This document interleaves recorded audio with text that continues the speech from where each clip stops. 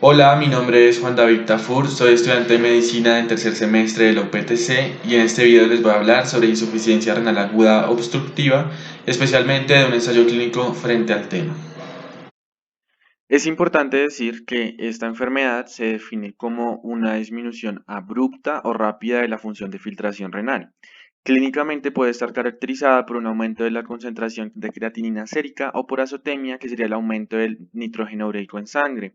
Hablando de las causas de esta patología, vamos a dividirlas en tres categorías generales, teniendo como las causas prerrenales aquellas asociadas con la perfusión de los riñones, tales como la hipovolemia o la hipotensión, que si bien nos van a afectar las funciones renales, no nos van a dañar las estructuras internas de los riñones. En las causas intrínsecas hay, por ejemplo, las agresiones citotóxicas, isquémicas o inflamatorias, o incluso las lesiones autoinmunes que sí nos van a afectar todas las estructuras internas del riñón.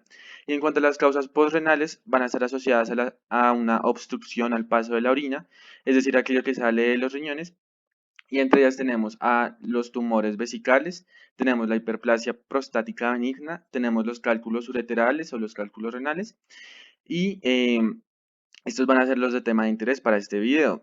El artículo que escogí titula Stents uretéricos versus nefrostomía percutánea para el drenaje inicial urinario en niños con anuria obstructiva y con una insuficiencia renal aguda debido a los cálculos uretéricos.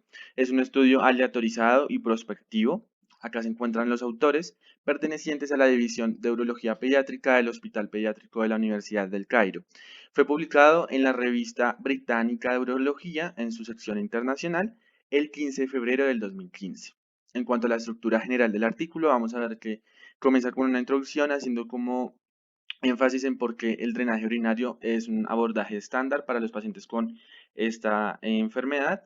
El objetivo, que es hacer la comparación entre estas dos técnicas, el método en cuanto a cómo se hizo la aleatorización, cómo se escogieron y seleccionaron los pacientes, los resultados, la discusión y en cuanto a las conclusiones que aporta de nuevo este estudio al tema. Hablando de la introducción, como lo dije anteriormente, es importante tener en cuenta que el drenaje urinario es un abordaje estándar de urgencia en pacientes que presentan una anuria obstructiva por cálculos e insuficiencia renal aguda postrenal. Para ello, hay dos técnicas de amplio uso que son el uso de los catéteres ureterales retrógrado o una sonda de nefrostomía percutánea. No hay estudios que nos permitan realizar indicaciones en cuanto a su uso, ni tampoco hay en la literatura una comparación de estas dos técnicas relacionadas con la urolitiasis obstructiva asociada a anuria e insuficiencia renal aguda, especialmente en niños. Esto motiva el objetivo de este artículo, que es realizar una comparación entre estas dos técnicas para así determinar los criterios de selección en cuanto a qué método es más adecuado, pues depende de la situación específica del paciente, cuáles presentan menos complicaciones y cuáles facilitan en sí el aclaramiento definitivo de los cálculos, ya que esta comparación no está disponible en la literatura.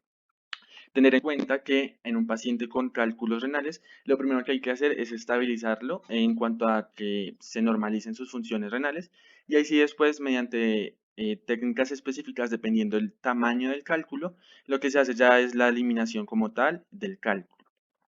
El método. Entonces, en este paciente, en este ensayo aleatorizado, perdón, se usaron una serie de 90 pacientes, 64 niños y 26 niñas, que eran menores de 12 años y que presentaban anuria obstructiva por cálculos asociadas a insuficiencia renal aguda. Y fue realizado desde marzo del 2011 hasta septiembre del 2013, atendidos en el Hospital Pediátrico de la Universidad del Cairo.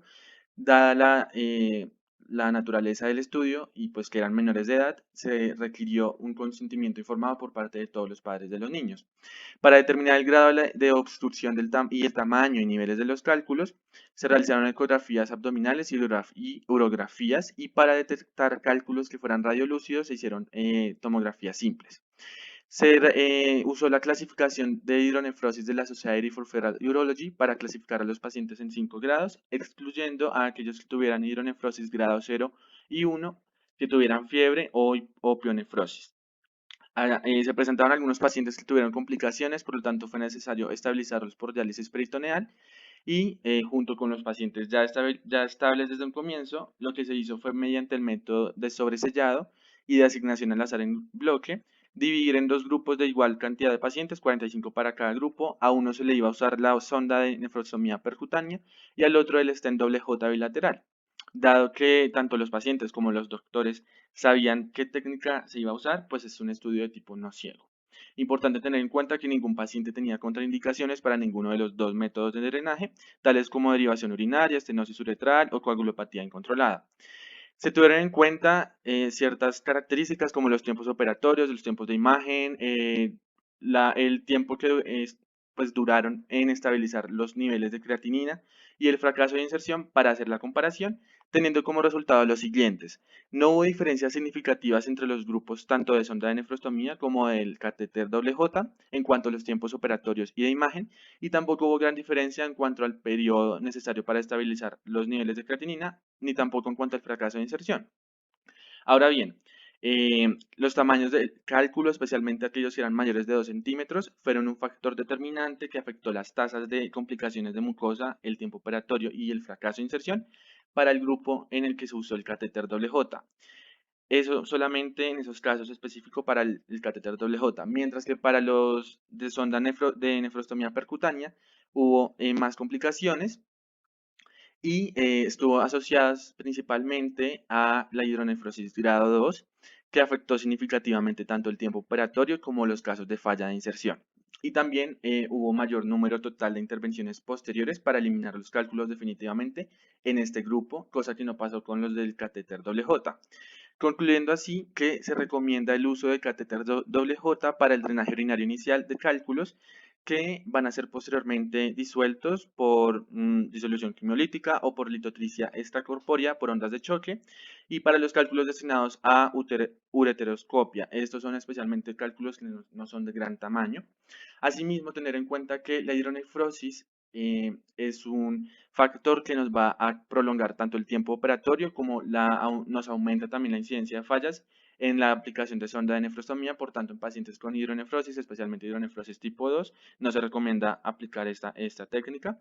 Y esta técnica sería recomendada entonces para pacientes en los que se encuentren cálculos mayores a 2 centímetros. Entonces, eso sería en general todo. Acá se encuentran las referencias. Muchas gracias.